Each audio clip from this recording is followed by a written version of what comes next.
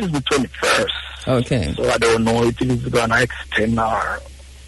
All right, so you have a little while to go yet. So really and truly, you have a whole strain. You have to be strong for people. People have to talk to people. People have to help people.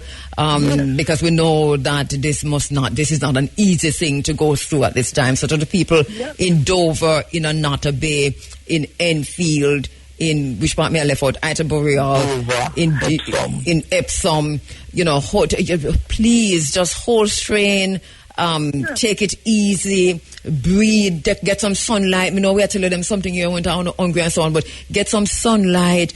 Don't get hold down the blood pressure to the older people. Try and just hold strain until this is over. We have not forgotten that you're there on lockdown. We are with you. Anything on reach out to we make we know we're gone. We talk for now. And another thing again is that the surrounding areas who depend on anatomy, like the Fort George, Buxter's Mountain, Long Road, Grazing, who shop in anatomy. So those people now, they are on lockdown too. They are technically on lockdown. They cannot come out. Yeah. Because they have to come through anatomy to come out. Yes. And that's I know that's an issue for the people who have to go through anatomy to get food, but they're not on lockdown, but having different. So not even people who are coming through anatomy. I understand that. Yeah, but I understand it's not so bad now, though. I understand it's not so bad now that these people can now go through that. There's a better interaction now and engagement with the security forces. You yourself just mentioned that things are a little bit different with the security forces. Well, all right. Thank you, Marvin. Just keep strong. And as you say, you can call your sister from every once in a while. You can call your sister every once in a while, but not everybody can do that. But the people are not aware. Please just hold it. Just hold it. I want to give a shout out to my football team, Axon Sports Club. Yes. I know that we are on lockdown and the season has been cancelled, and I'm just telling all my footballers to just keep safe, hold the faith, and try to make this thing pass. Understand? Shout out to the St. Mary Football Association, that I'm a part of, and big up the councillor, Hugh Bryan, my good friend, Youth Barkley, councillor candidates, and Mr. Alexis. Shout out to those people there. And I really see them trying to make a difference. Yeah. Right? Yeah, we really miss the football. Yes, because we have to do what due to person. Mr. Youth Barkley, Mr. Hugh Bryan, Sheen Alexis. All right. Respect. Yeah, man. Give thanks. We miss the football. Hopefully we can watch some match. So. Yeah. Trust me. I cannot sleep. Yeah, man. Give thanks. Give thanks. Marvin Bahad Singh. Thank you so much, my brother. Thanks very much. All right. Out of Anata Bay. And once again to the folks in Anata Bay, keep strong, keep the faith, and just hold strain till that time. All right?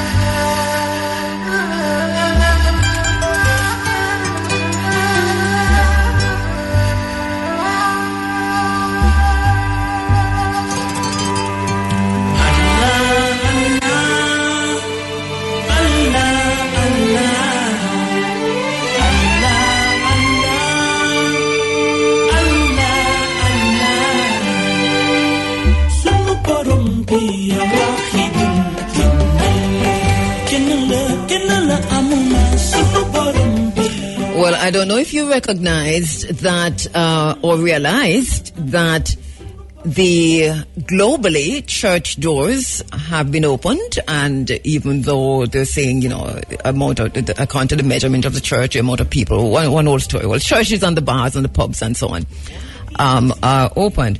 Now, it is by no mistake or coincidence that the doors were flung open when they were, because I don't know if you know this, but just before this global announcement of churches being opened again, a group of Catholic cardinals and bishops had gone public in expressing their concern that the coronavirus pandemic is being exploited by pharmaceutical business interests to influence the choices made by government leaders and international bodies. And so they had come out strongly, I mean, really, really strongly. And they made an appeal online on May 7. Note the date, May 7, that they say that they had reason to believe that there are powers interested in creating panic among the global population with the sole aim of permanently imposing unacceptable forms of restrictions on freedom, on controlling people, and tracking their movements. And these religious leaders were of the pastors of the Catholic Church. There were also lawyers, medical doctors, scientists, and media workers, journalists, and so on.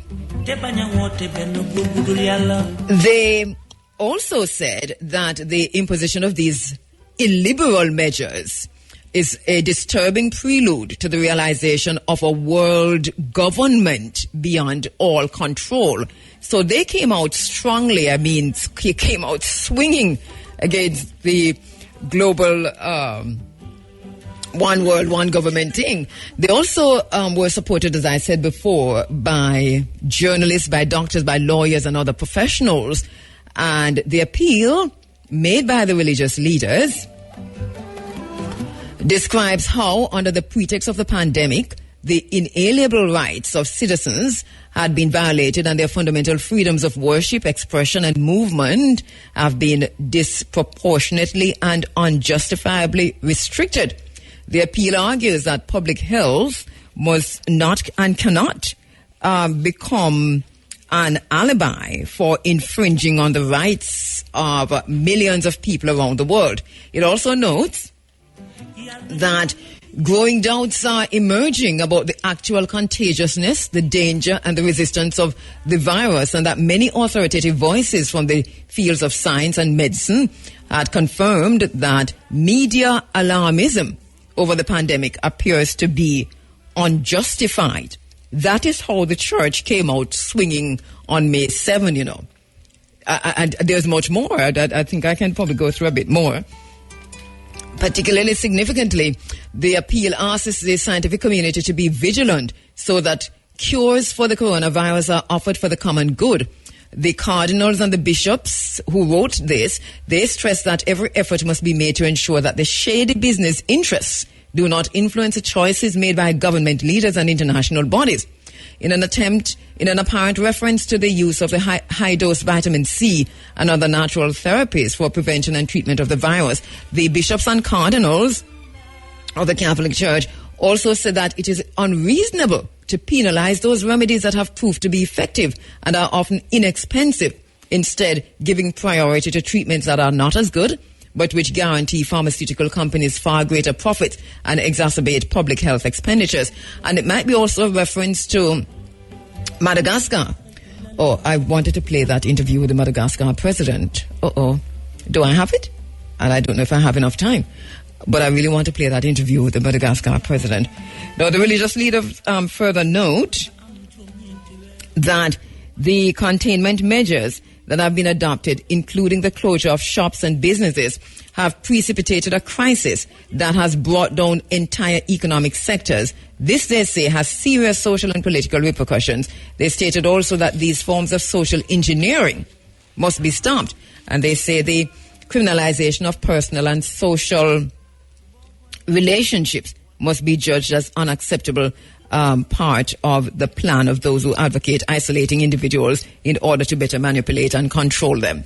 The church has come out swinging. The Catholic Church has come out, which is interesting, you know. Interesting.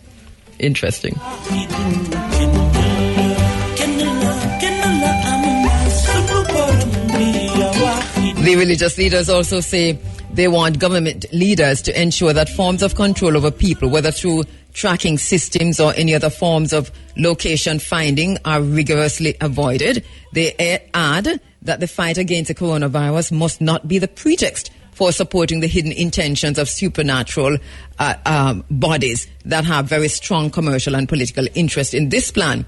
They also said that citizens must be given the opportunity to refuse these restrictions on personal freedom without any penalty whatsoever being imposed on those who do not wish to use vaccines, contact tracking, or any other similar tool. They criticize a blatant contradiction of leaders who pursue policies of drastic population control and at the same time present themselves as a savior of humanity. The appeal also stresses that the political responsibilities of those representing the people should not be left to the so-called experts who can claim immunity from prosecution. And they urge the media to commit itself to providing accurate information and not penalizing providing accurate information, requiring that room be given to voices that are non-aligned with a single way of thinking. They add that censorship is already happening widely on social media, in the press, and on television. And talked about a third of a planet's population now under some form of coronavirus restrictions, saying that many of the concerns expressed in the appeal of the religious leaders are likely to resonate with the millions of people worldwide. So this is something Veritas Liberal Rabbit Voss. Don't call me Lloyd. Lloyd Duman Green. Don't tell me that I'm talking Latin on Yeah. All right. So I think I'm going to leave the rest of it for next week Sunday, because it's interesting to note, but right after the church came out swinging like that, globally, the church doors were swung open. Go try and find that the articles. Religious leaders warn of pharmaceutical business interests behind current pandemic, and it's published in many places. You can also find the exact document, because I was just doing a paraphrasing there of it, but it is quite something. So somebody got afraid of the churches, and they decided to swing the doors open.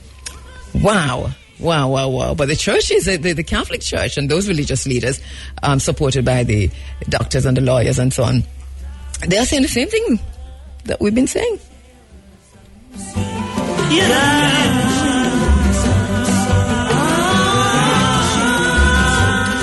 And one of the things that we've been saying, is that it seems that it seems certain that the interim COVID-19 as well as the post-COVID-19 era will require a new normal. In the words of Mortimer Planner, a new faculty of understanding, a new paradigm regarding local and international policies and rules of engagement. We've been looking at this very closely. Mr. President. And, all right, so I'm carrying the wrong thing there. I tried to play music, and I'm playing the interview with the president of Madagascar. I want to...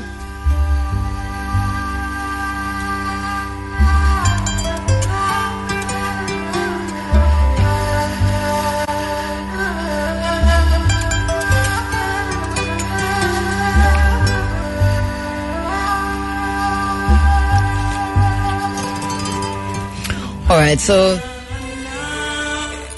as I said, I've been looking at this very closely. Here in Jamaica, COVID-19 has been a most excellent visual remedy, correcting the myriad spectrum and degrees of blindness and unmasking so much a singularly unique and endemic epidemic,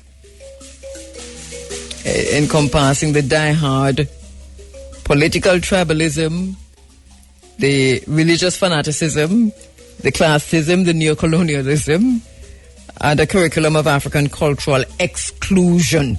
Just a few within that spectrum. The bottom line is that COVID-19 protocols required some basic amenities and responses to contain the spread of the infection that could not be adequately met by the majority of the populace. So in this land of wood and water, the widespread unavailability of water is not only shameful, but cruel and inhumane. Extensive airtime spent highlighting hand washing and other basic hygiene practices attested to the fallacy of removing that subject from the curriculum, the subject of hygiene, basic hygiene practices. The need for curfews, isolation, and quarantine we're seeing have turned the spotlight on homelessness, on inadequate housing, on overcrowding, and on poor sanitation. I want to say a very special morning to the garbage collectors who have been working throughout all of this. The common denominator, though, to these deficiencies is poverty, institutionalized poverty, needless poverty, attended by either an uncaring or incompetent administration, in tandem with an aloof and exploitative private sector. Structural violence on many levels. COVID-19 clearly demonstrates how fickle the tourism industry is, and in the same breath highlighting the negligence to the agricultural sector. Any effort to reboot the economy should prioritize agriculture, making corona lands I call them, available, engaging young farmers, providing expertise from the ministry and securing support from the private sector. And a private sector that's not just only buying government, but supporting agriculture and the recovery. For this new normal to be in our best interest, we the people will have to unite on a principle of policy, and that is above partisan loyalties. We can't just be PNP because we're disagreeing and JLP because we're agreeing. There's a whole heap of grey matter in between. There's some of us who don't care for either one, PNP or JLP. We're just hanging on to our African-centeredness. We will have to go beyond the resume and the qualifications of those who aspire to represent us, to ascertain their character and their worldview as critical factors in determining the likelihood of them acting on behalf of our best interest. And of course, this is justified. It's justified against the background that for decades, candidates vying for office have never been given sufficient exposure by way of media, otherwise in the pre-election period, to provide the electorate with enough information about the true character of the aspirants and their commitment to service. All we know is that when election done and them win and them in there for 6 months, everybody belly get big. Everybody face swell up. And everybody just fat. And everybody drive an SUV. And all of the windows them dark. Among the new norms, we do not envision protracted isolation measures and demographic discrimination, but rather innovative and inclusive options to bridge the digital divide so no citizen is left behind or left alone. The new norm should find no residence for homelessness, but rather ample and affordable housing solutions and shelters, ensuring comfort and safety of citizens. That is the bottom line. Inside the new norm, it will be critical to bridge the fiscal gap, commonly known as poverty, that during this pandemic has shamed us on the world stage. We have witnessed how fear and fear-mongering have been used to leverage control of the populace. In our case, poverty has been the predecessor of fear as a method of control and incremental disbursement of suffering on the black masses. The tourism sector could most easily bridge the fiscal gap by remunerating its employees in US dollars, in the currency US dollars, matching the pay grade of their peers. The social distancing that has so long stained the mosaic, the fabric of the society, manifests as classism, elitism, colorism, racism, educational status, financial status, political status, etc. A new social norm must first acknowledge that Jamaica is truly a multi-ethnic country and include in the curriculum African history, African culture, African language. In common parlance, it is well known that it is not everything that is new is better. One thing stands out in this pandemic is the psycho-socioeconomic impact. It far outweighs those of morbidity and mortality. Especially since the morbidity could set the trend for normalization for generations to come. It seems simple, but it's a very serious statement. Since the implementation of the Risk Management Act protocols, curfew and lockdown, there has been a steady increase in outcomes of heavy-handedness and abuse by members of the security forces. Speaking of paradox, what is not so commonly known is the history of the origin of the JCF, and we like to put everything in history because history, while it is not everything, is a starting point, and it tells us where we are politically and culturally. So in the new norm, it would serve us well for the JCF to realign its allegiance to the people.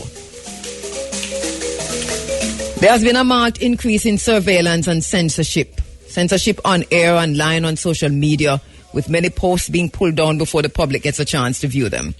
There must be a red line in the sand that, if transgressed, signal a breach of our fundamental rights of speech, freedom of expression, freedom of access to information, and independent formulation of opinion. I myself is one of those who has been heavily, or they're trying, at least, but heavily censored. Above all else, we must ensure we remain a society pro-choice and aptly maximum resistance against implementation by law of mandatory dictates, whether it is mandatory vaccines or mandatory anything.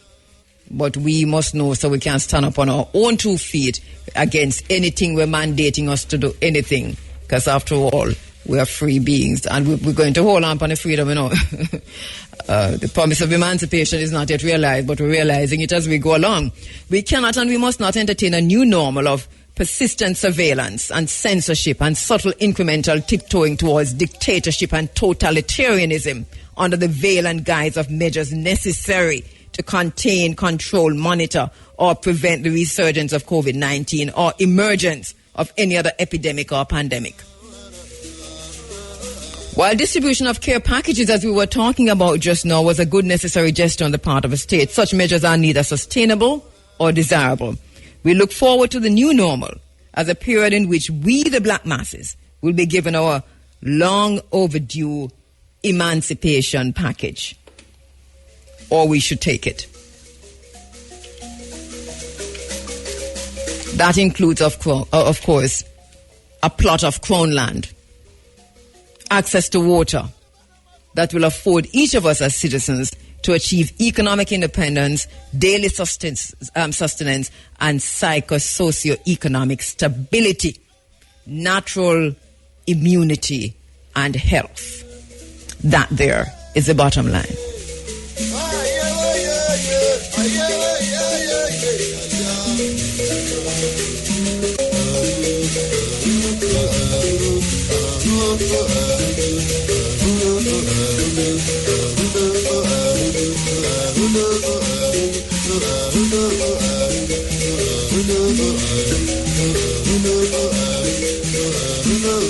Truth is the foundation of justice.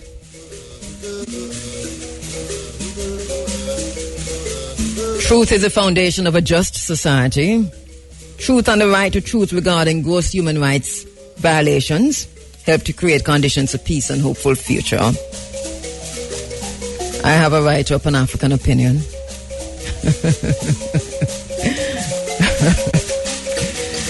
And that's my Pan-African opinion. Thank you so much for joining. Thank you so much. Thank you so much for being a part of the program this morning from 6 o'clock until now, just 3 minutes to 10 o'clock. Thanks to everyone who participated in the program this morning. Thanks to Marvin Bohard Singh, to Dr. Marvin Reed. Thank you so much to Ras Miguel Lorne, Taras Dago. Thank you, thank you, thank you.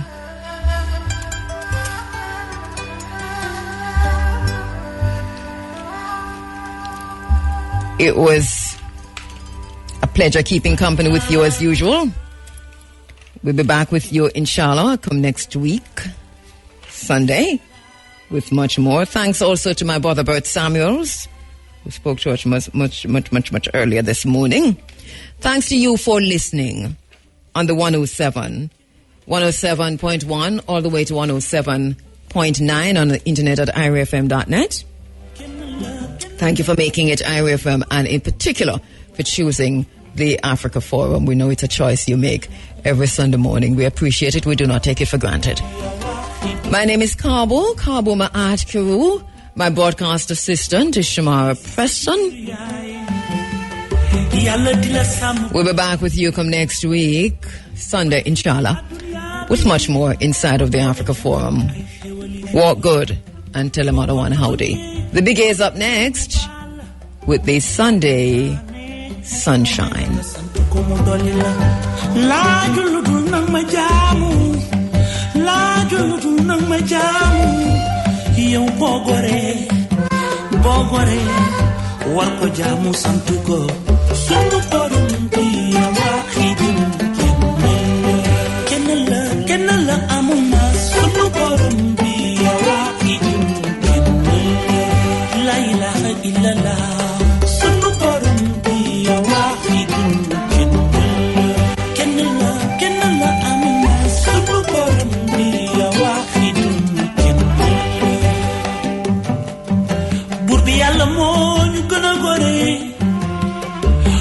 Yàlla moo ñu gën a gore ndax léeg-léeg nga topp xéewal yi ba fàtte ko képp ko neexoon ci diir bu gàtt kenn dootul xam fu sa buntu kër féete loo mën a nekk ci àdduna war nga caa boole jaamu yàlla dafay digleem bàyyi ay tereem te bañ a woote benn buur bu dul yàlla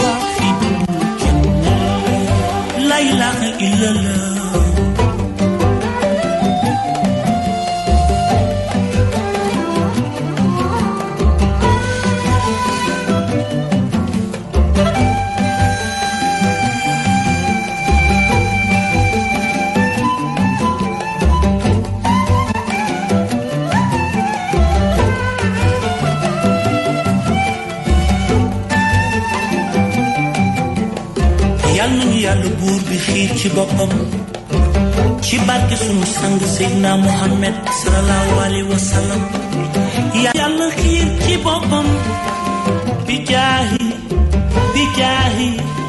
jaadu Cheikhuna Sanusi mami Cheikh jaadu Cheikhuna Sanusi urdu Cheikh Ahmed Fall jaadu Cheikhuna Sanusi jaadu Cheikhuna Sanusi jaadu Cheikhuna Sanusi mami Cheikh Sadim jaadu Cheikhuna Sanusi jaadu Cheikhuna Sanusi jaadu Cheikhuna Sanusi jaadu Cheikhuna Sanusi jaadu Cheikhuna Sanusi jaadu Cheikhuna Sanusi jaadu Cheikhuna Sanusi jaadu Cheikhuna Sanusi jaadu Cheikhuna Sanusi jaadu Cheikhuna Sanusi